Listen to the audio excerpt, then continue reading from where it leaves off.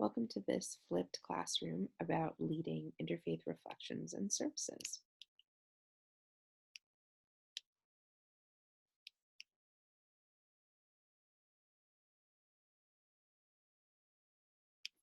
Leading interfaith reflections and services is an important skill for any chaplain to have. Very practically, each of you will be leading a brief reflection to start all of our educational sessions, but you may also be called upon as a chaplain in the hospital or in other capacities as a spiritual leader to lead some kind of time of um, reflection, remembering, some kind of marking of an important moment. And to follow are some important components and considerations for this kind of ritual reflection. One thing to keep in mind is the arc of a reflection, and you might notice that this very much mirrors the arc of a pastoral visit and conversation. We can begin with a gathering, recognizing that people are coming from a variety of experiences from their day, mindsets, moods. They're entering into a space of reflection from very diverse experiences. So we'll talk more about this in a moment, but as you can see, there is an arc of reflection here, and we are helping people to drop down into what we might call the sacred and their deep reflecting. And we do that through a process. We also have a ritual, which is an important part, and there is the closing and the re-entry back into the our life and commitments, all of the other things that we need to go back into the world to do when we can't be immersed in a reflective ritual. So, some things to keep in mind for a gathering. Using your pastoral authority can help you mark an intentional gathering of spiritual or religious community.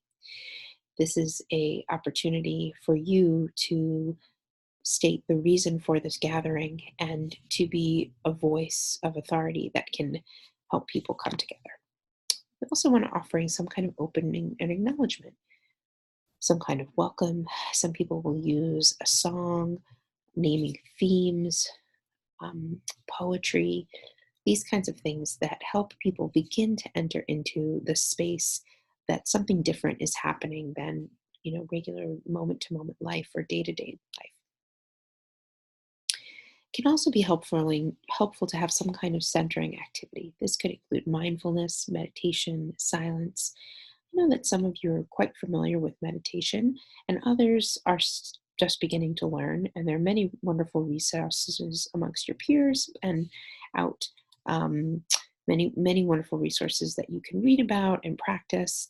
I would say basically for meditation and mindfulness, one thing that you might keep in mind is connecting with breath, connecting with feeling some kind of foundation. So sometimes when I lead a reflection, I invite people to notice that they're sitting in their chair, or if they're sitting on the ground, to feel supported by the chair beneath them, feel their feet flat on the ground so that they can feel that support. And I might encourage them to take a couple of breaths. I like to think about breath as connecting us to life and to the source of life.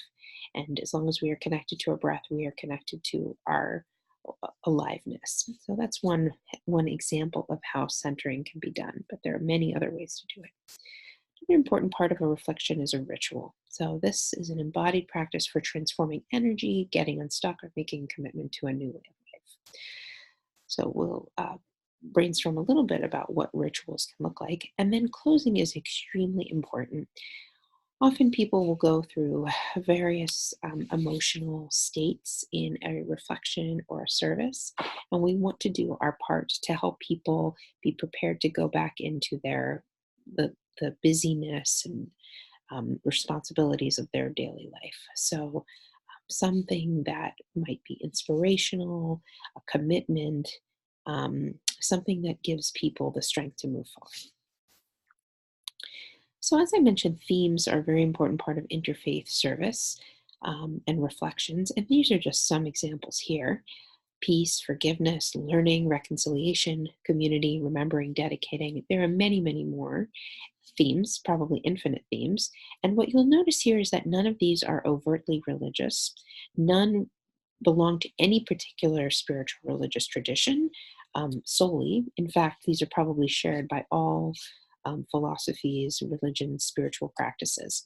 And that way, people who are in your service, for example, your peers or staff in the hospital, can relate to what you're offering and not feel alienated by a particular overtly religious theme or thing like that. A quote about ritual here. Ritual is the most ancient way of binding a community together in a close relationship with spirit. It has been one of the most practical and efficient ways to stimulate the safe healing required by both the individual and the community.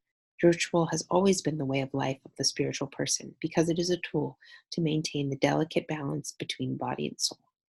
So, this is one perspective on ritual, and I encourage you to consider in your faith tradition what is said about ritual, what purpose it serves, and to take some of the meaning of that, though not necessarily the exact content, and bring it to the reflections that you offer to your peers. Rituals employ certain elements to be effective, and these are some of them. This is reflects some of the arc that we talked about earlier, but we're looking for intention, holding of the space, certain elements and symbols, that there is some kind of transformation or healing happening, and that there's closing and returning to where we were before the ritual and some kind of celebration. So you don't have to have all of these, but these are some important elements that can be helpful. And again, if you look at the rituals of your own tradition, you might see these components. These are some resources, so you can just pause this video if you'd like for a moment and jot these down and look these up. These are all approved resources for you to read further for your educational hours. And then I'd like to talk a little bit about cultural borrowing, also known as or in contrast to cultural misappropriation. So this is a very helpful resource put together by a colleague of mine, Reverend Susan Conrad. And here in the bold are some things that you want to keep in mind when and if you are maybe doing some cultural borrowing in your interfaith reflection.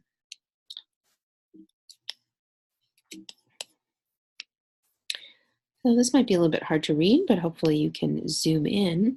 And this fleshes out some of these questions. So if you're going to borrow a text, a ritual, an object from a tradition that is not yours, and I'm not suggesting that you necessarily do so, but a way for you to decide if it is appropriate is to go through some of these questions. You may not be sure.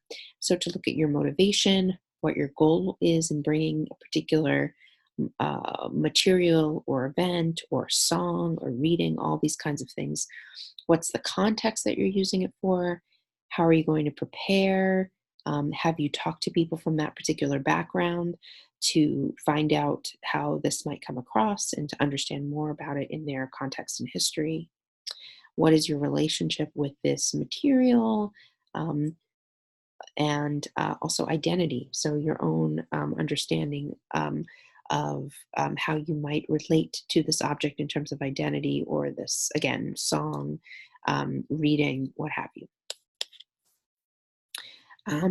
You want to think about who has the right to adapt this, and if you, in fact, do. So you may find something from a religious or spiritual or cultural tradition that you'd like to adapt, and you want to think about that carefully. And also language. Are you using authentic language according to the community that you are borrowing the material from? So these are some guidelines to keep in mind.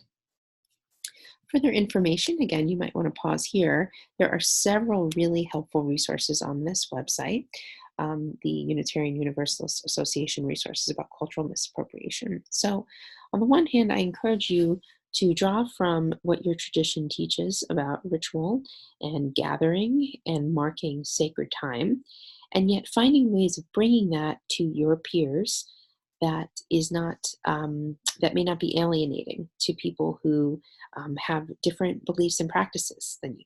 On the other hand, I encourage you to be very critical of your own inclination to bring resources that may be appealing to you, but are not of a tradition that you identify or affiliate with. And all of this, I think, will give you a good sort of critical eye to your own um, uh, inclinations to and what you're hoping to do for your service, and to offer something that is inclusive and meaningful to everyone who's involved.